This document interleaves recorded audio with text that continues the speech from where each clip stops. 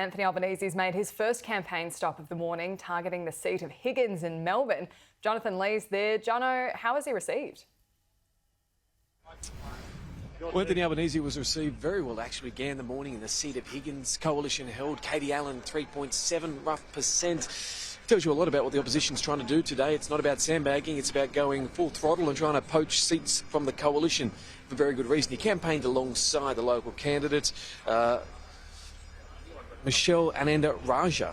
So she was there alongside Mr Albanese today, and he was greeted by the party faithful, the red shirts, there were dogs to pat, there was a lot of warm wishes, and there was going to be an interesting note to see whether he just stayed with the Labor voters and the Labor Party faithful, or he actually went and met some other people. And to his credit, that's exactly what he did. He walked along a long line of people waiting to vote. He wasn't rudely received. People seemed amicable and amiable to him being there, so good for democracy, good for Mr Albanese.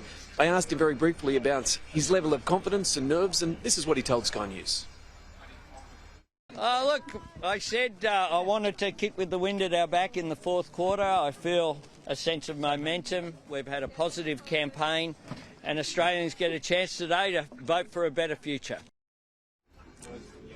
He's also been on breakfast television this morning, ramming home Labor's message, what it stands for, and what Labor wants to achieve in government. One of the problems with what happened last time was that the government didn't really have an agenda for this term, and I think that's shown. And I don't think they've put forward an agenda for the next term.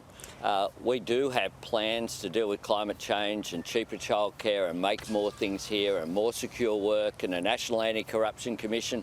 And I want the opportunity to put that into place. We talk a lot about Newspoll and what it means for primary vote, two-party preferred, but the Australian newspaper also shows just how popular or the level of satisfaction or dissatisfaction when it comes to both leaders. If Mr Albanese is successful tonight, it will be in spite of his dissatisfaction rating. It actually shows that just 41% of those polled are satisfied with him or his performance, as opposed to 46%. That figure has improved slightly. It's better than Scott Morrison's, but it tells you that if he starts government as Prime Minister, he has a lot of work to do to build up the trust and the respect of the voting public.